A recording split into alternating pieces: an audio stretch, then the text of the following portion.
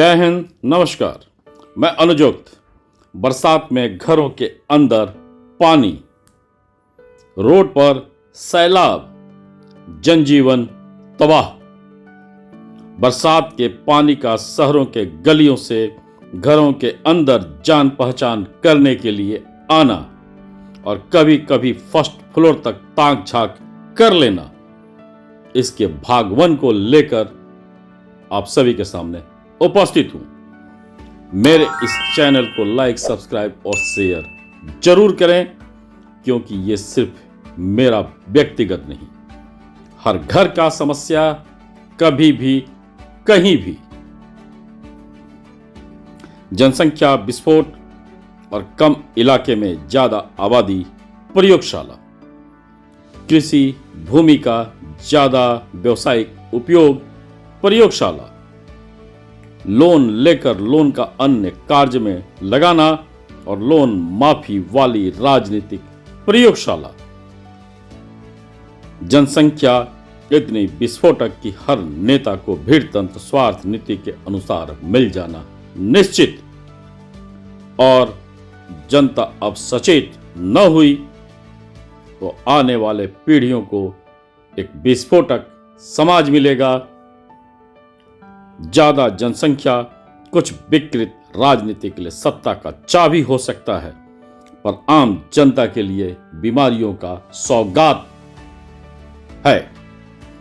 जनसंख्या कानून का जिक्र आते ही देश के कई प्रमुख राजनीतिक दल और क्षेत्रीय दलों के प्रमुख के हाथ पांव फूल जाते हैं, मुंह में टेप लग जाता है, फर्जी यूट्यूबर मोर्चा संभालने लगते हैं और कुछ समर्थक ऐसे भी सामने आ जाते हैं जिनका कोई लेना देना नहीं होता, उनके पास ना कोई ज्ञान होता है, सिर्फ कॉपी पेस्ट के दुनिया को वो अपना वजूद मानते हैं और दूसरों को भ्रम करने का एक कुत्सित प्रयास लगातार करते रहते हैं। ऐसे कई व्यक्ति आपको अपने अगल बगल दिख जाएंगे।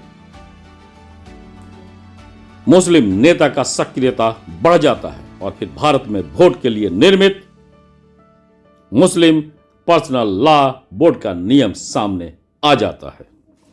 बरसात के मौसम में घरों के अंदर पानी का घुसना, रोड पर पानी की ऊंचाई का समाचार अब कोई ब्रेकिंग न्यूज नहीं, बल्कि ये आम बात हो चली है। ये जानकारी अब महत्वपूर्ण है और तभी अगले 20 से 40 सालों में पीढ़ियों को जनसंख्या विस्फोट से होने वाली समस्या से मुक्ति मिल पाएगी, घने आबादी इलाकों में जागरूकता आ पाएगी और तभी भविष्य सुरक्षित हो पाएगा।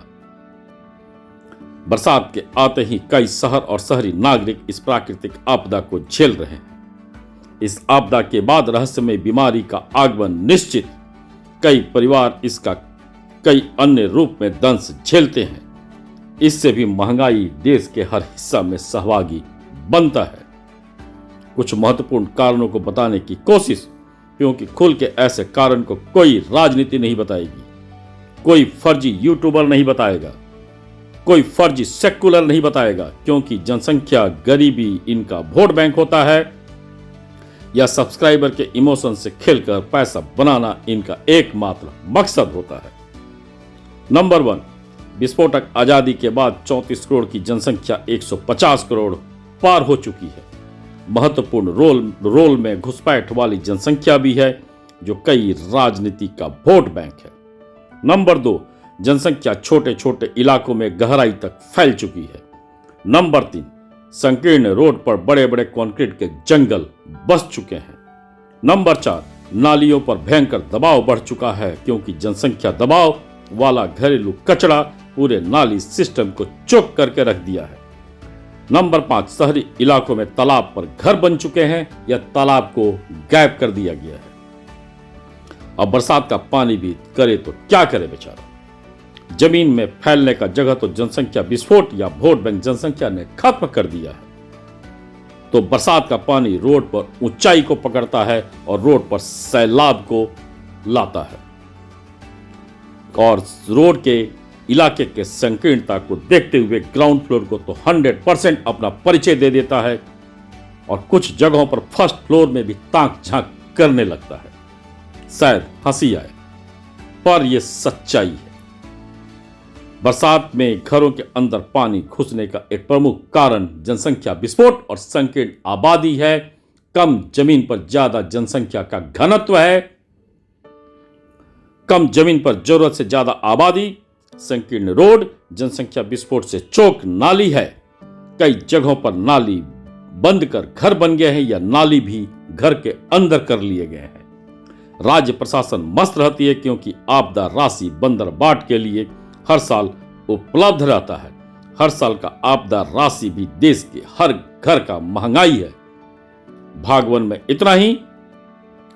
भाग 2 में आगे की कड़ी को लाऊंगा।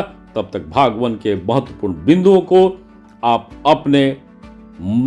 अपने आत्म ज्ञान से, आत्म मंथन से जरूर सोचें और ये जरूर अपने आप से पूछें कि बरसात के दिनों में घरों के अंदर पानी, रोड पर सैलाब और जनजीवन तबाह, ये एक नियत न्यूज, नियत समाचार क्यों बन चुका है। धन्यवाद।